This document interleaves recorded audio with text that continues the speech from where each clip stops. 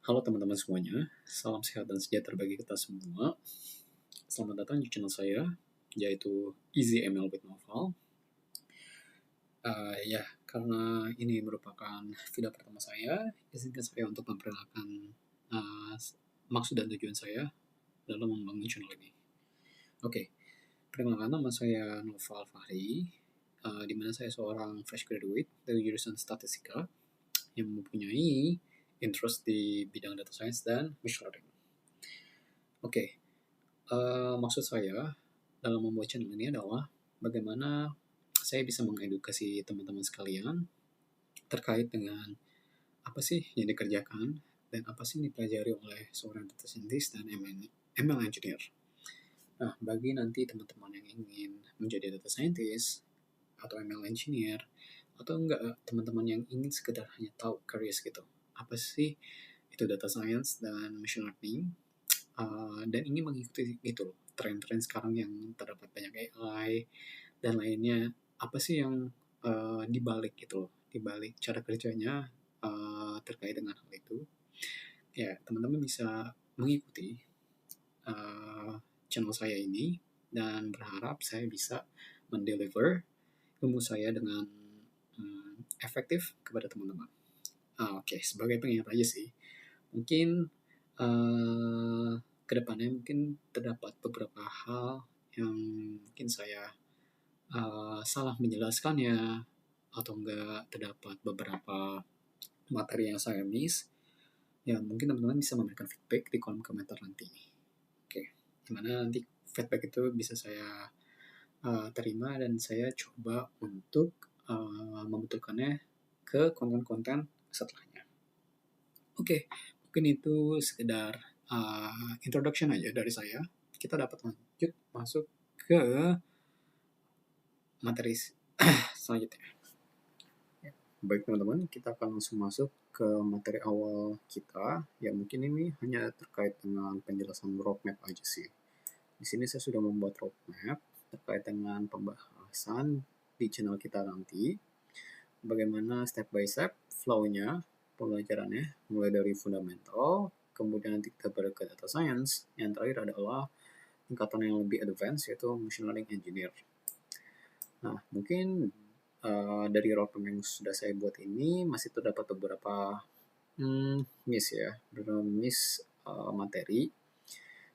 Tapi saya berharap roadmap ini bisa menjadi suatu starting point bagi teman-teman untuk dapat bisa mengeksplor lebih jauh lagi, gitu teman-teman. Oke, tanpa basa-basi saya akan menjelaskan terkait dengan fundamentalnya terlebih dahulu. Oke, kita bisa lihat di sini teman-teman.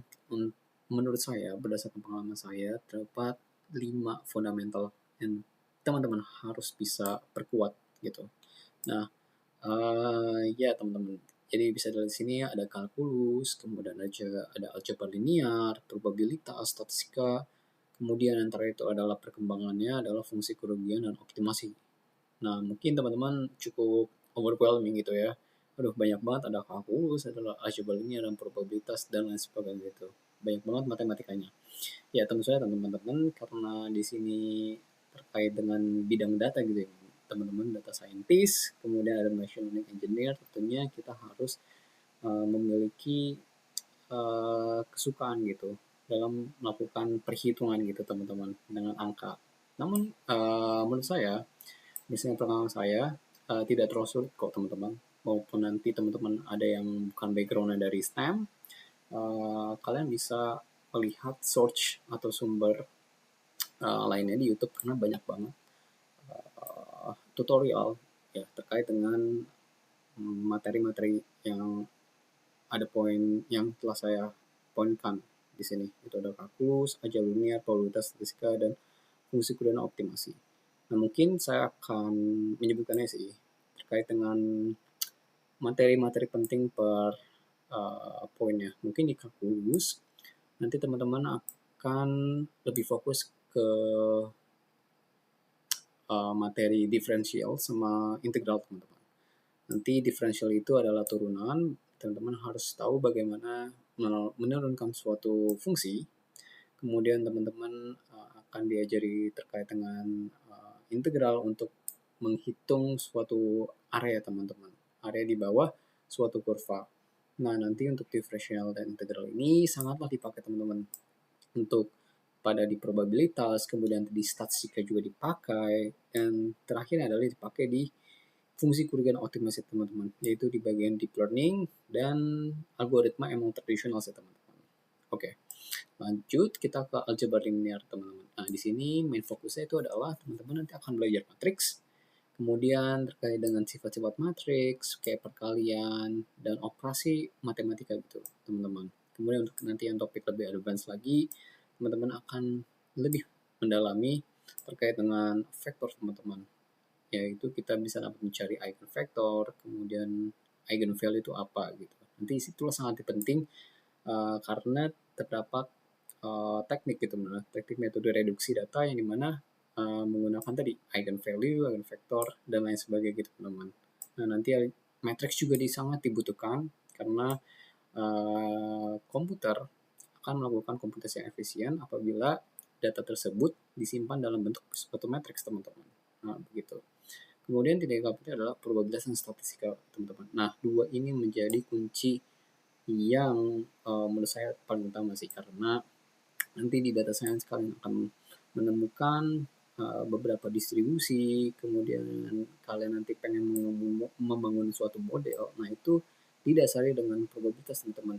Nah, probabilitas itu akan mendasari suatu distribusi data teman-teman, dan statistika nanti digunakan untuk mengestimasi gitu teman-teman, mengestimasi parameter dari suatu model maupun nanti ada uji hipotesis juga gitu teman-teman.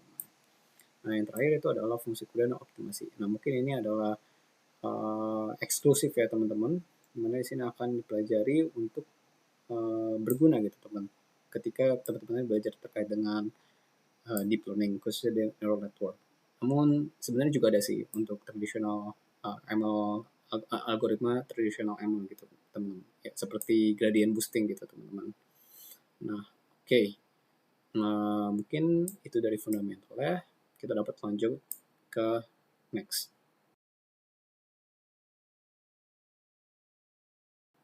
Oke, untuk selanjutnya itu adalah terkait dengan data science teman-teman. Oke, di sini adalah kunci utamanya adalah ketika teman-teman tadi sudah memahami betul konsep-konsep fundamentalnya.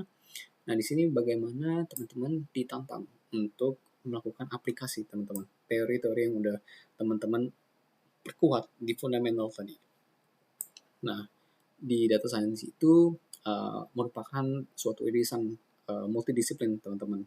Jadi ada disiplin computer science atau komputer, kemudian ada matematika, yang terakhir adalah domain knowledge teman-teman. Nah, dari ketiga irisan tersebut yaitu tercapainya data science. Nah, pertama saya akan membahas terkait domain knowledge teman-teman. Nah, domain knowledge itu sangat penting karena apabila teman-teman hanya menginterpretasikan suatu data atau mengekstrak insight-insight dari data, kemudian membuat model yang cukup kompleks untuk melakukan prediksi classification regresi, namun apabila teman-teman tidak mengetahui proses bisnis dari tempat kerja teman-teman, atau misalkan problem yang pengen teman-teman hadapi, percuma saja teman-teman, karena message-nya itu atau insight-nya itu tidak terdeliver secara optimal gitu teman-teman. Jadi jangan lupakan domain knowledge ya, jangan lupakan domain knowledge karena ini termasuk penting teman-teman. Ketika kita udah punya domain knowledge yang kuat, tentu saja nanti dengan data tersebut kita dapat mengolahnya secara optimal dan dapat mendeliver insight-insight-nya secara optimal gitu teman-teman. Kemudian tadi ada program juga, kalian di sini bisa explore lebih lagi karena banyak banget tutorial di YouTube terkait dengan salah satunya adalah programming Python. Nah, di sini Mas, di sini sangat diharuskan karena sebagian besar metode dan library yang digunakan based untuk data science, ML dan machine learning menggunakan Python teman-teman. Oke. Dan setelah itu ketika teman-teman sudah mengetahui programming dan pengen lanjut ke step berikutnya itu terkait dengan ETL teman-teman. Bagaimana teman-teman itu nanti bagaimana sih kita akan mengingest suatu data gitu, menarik suatu data apakah entar itu source-nya dari database, atau source-nya dari web scraping, atau enggak dari spreadsheet dan lainnya gitu teman-teman. Nah di sini kita akan belajar bagaimana kita mengingest suatu data, kemudian dari data tersebut, dari raw data tersebut, kita akan melakukan data cleaning, habis itu ada data validasi juga teman-teman. Yang terakhir adalah transformasi data teman-teman. Mungkin dari data raw itu teman-teman pengen melakukan transformasi gitu. Kemudian dari data transformasi yang udah di cleaning dan transformasi tersebut, nah nanti akan di save gitu teman-teman. Nah bisa di cloud atau enggak bisa di local machine teman-teman sekalian, atau enggak juga bisa di suatu database teman-teman. Nah mana data yang telah di refine tadi nanti dapat digunakan untuk melakukan IDA teman-teman, melakukan IDA. Nah, kita lanjut tadi ke visualisasi data. Visualisasi data ini akan masuk ke dalam namanya adalah proses yang paling penting, yaitu adalah eksplorasi data analysis. Nah, di sana teman-teman akan bentar, saya akan ketik ini IDA. Oke, nah nanti di sini itu juga termasuk visualisasi itu akan masuk ke IDEA teman-teman gitu. Nah di IDEA ini, nah kalian ditantang secara sekreatif mungkin bagaimana kalian dapat mengekstrak, melakukan mining informasi dari data yang ada. Namun tetap struktur ya teman-teman, struktur terhadap tujuan teman-teman gitu. Nah nanti setelah kita melakukan IDA atau Explore Data Analysis, teman-teman bisa melakukan apabila objektif akhirnya itu adalah melakukan suatu prediksi gitu, membuat suatu model untuk melakukan prediksi. Nah setelah itu sebelum dilakukan model training, biasanya teman-teman akan melakukan data pre-processing dulu teman-teman. Kemudian akan memilih nih mana sih algoritma yang sesuai dengan data kita gitu. Nah terakhir setelah ada training model, kita biasanya akan melakukan evaluasi dari model tersebut teman-teman. Nah evaluasi tersebut biasa kita menggunakan beberapa metrik. Nah di sini teman-teman akan belajar terkait dengan beberapa metrik yang umum dan fungsi dan kegunaannya masing-masing. Oke, mungkin itu sih terkait dengan data science. Untuk lebih lanjutan nanti kita akan bahas di video selanjutnya. Kita akan next ke materi selanjutnya. Ya, baik, kita akan masuk ke materi selanjutnya, yaitu terkait dengan topik lebih advance lagi teman-teman, yaitu machine learning engineer. Nah, setelah teman-teman mengetahui fundamental, kemudian data science best practice, kalian bisa lanjut ke next topiknya, itu adalah meningkatkan knowledge teman-teman terkait dengan deep learning teman-teman. Nah, di sini deep learning ini yaitu khususnya terkait dengan neural network, di mana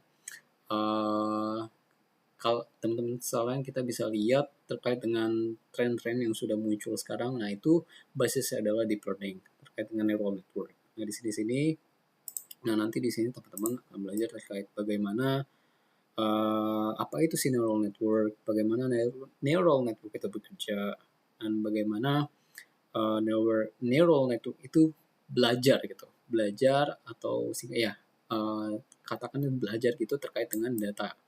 Nah, kenapa deep learning ini sangatlah populer gitu teman-teman? Ya karena sampai sekarang ini data yang kita punya itu cukup kompleks teman-teman, sehingga machine tradisional algoritma ML itu tidak cukup gitu untuk mendeskripsikan atau mencari tahu pattern yang pada data kita. Oleh karena itu biasanya digunakan alternatif atau deep learning gitu. Namun sebagai perhatian juga, sebenarnya deep learning ini tidak semuanya harus digunakan deep learning. Ada kasus di mana traditional MLSI itu sudah cukup gitu. Nah, jadi pintar-pintar teman-teman nih dalam memilih approach yang baik itu di mana. Karena deep learning ini cukup kompleks teman-teman ya. Cukup kompleks dalam membangun arsitekturnya dan cukup kompleks dalam butuh research yang lebih untuk baik pun itu data maupun komputasi gitu teman-teman. Nah, oke. Nanti kemudian teman-teman juga akan belajar framework yang biasa digunakan untuk melakukan deep learning teman-teman, membangun arsitektur, kemudian trainingnya gitu teman-teman. Ya kita di sini biasanya menggunakan saya di sini biasa menggunakan TensorFlow, atau enggak teman-teman yang bisa lebih fleksibel lagi, kalian bisa pakai PyTorch, di mana PyTorch ini dikhususkan buat research. Sedangkan kalau misalnya TensorFlow itu biasanya menurut saya itu dikhususkan untuk production ready gitu teman-teman. Jadi nanti biasanya kalau misalnya sebenarnya tingkat learning rate gitu ya, tingkat pembelajarannya itu, tingkatan kesusahannya itu sama aja sih teman-teman. Tergantung teman-teman aja objektifnya apa. Kalau misalnya teman-teman sekedar hanya buat research, riset, membangun model, habis itu kemudian dari model tersebut melakukan prediksi, pokoknya yang bertujuan dengan riset itu biasanya saya lebih condong atau prefer ke PyTorch itu, karena fleksibel gitu di PyTorch. Jadi fleksibel dan juga bisa di customize lebih gitu dibandingkan di TensorFlow. Sedangkan kalau di TensorFlow itu dia production ready, di mana function, kemudian ada kemudian tools-toolsnya itu bisa mendukung untuk production ketika deploy di production gitu teman-teman. Nah mungkin dari situ mungkin teman-teman bisa memutuskan gitu. Nah objektif itu apa sih yang pengen teman-teman capai gitu. Nah dari situ teman-teman bisa memilih apakah menggunakan TensorFlow ataupun PyTorch gitu. Semuanya sebenarnya dua-duanya itu bagus ya teman. Yang lebih baik adalah teman-teman belajar kedua-duanya gitu. Nah kemudian setelah kita mengetahui deep learning, kita tahu bagaimana kita membangun suatu arsitektur neural network, kemudian teman-teman dapat juga bisa mentrainingnya gitu dengan data sendiri. Nah yang terakhir, yang selanjutnya adalah melakukan kontainerisasi teman-teman. Nah kontainerisasi ini penting karena untuk mengisolasi suatu proses. Jadi nanti teman-teman bisa membuat suatu proses itu terisolasi sehingga proses itu menjadi lebih optimal gitu teman-teman. Nah biasanya kontainerisasi ini saya menggunakan Docker sih teman-teman. Nah karena Docker itu open source, dia juga free sih. Dan sangatlah membantu ketika saya pengen mengisolasi suatu proses gitu. Mungkin setelah kalian nanti teman-teman belajar terkait Docker, itu bagaimana kalian bisa membangun suatu kontainer yang berisikan suatu proses. Misalkan tadi untuk melakukan training data, nah kemudian kita akan masuk ke MLOps teman-teman. MLOps ini adalah suatu practice gitu ya teman-teman. Bagaimana kalian nanti teman-teman akan membangun suatu pipeline yang efisien teman-teman, mulai dari data ingestion sampai model deployment. Atau biasanya saya sih nyebutnya itu adalah machine learning life cycle gitu teman-teman. Mulai dari data ingestion, kemudian tadi data validation, kemudian data cleaning, nanti juga teman-teman akan membuat suatu pipeline feature engineering, kemudian data training, model evaluation, kemudian terakhir model deployment teman-teman. Nah bagaimana teman-teman ini melakukan integrasi teman-teman, mulai dari biasanya sih disebutnya adalah continuous training, dan kemudian nanti akan continuous deployment atau CD gitu. Jadi ada CI/CD sama CT tambahannya gitu kalau misalnya di MLOps. Dan kalau misalnya di DevOps itu biasanya CI/CD doang kan, tapi kalau misalnya di MLOps itu biasanya ada tambahan CT continuous training. Nah mungkin itu sih. Nah di MLOps ini nanti teman-teman akan belajar terkait dengan cloud biasanya gitu, kayak Google Cloud, kemudian ada AWS sama Azure gitu, yang mana biasanya dipakai di production ready. Namun nanti saya akan mencoba untuk menjelaskannya dengan menggunakan open source aja gitu. Jadi teman-teman bisa melakukan secara free gitu. Namun secara konsep sama gitu. Yang membedakan adalah jalan prosesnya itu adalah apakah di cloud atau di local machine gitu. Mungkin itu sih yang bisa saya sampaikan untuk materi awal ini.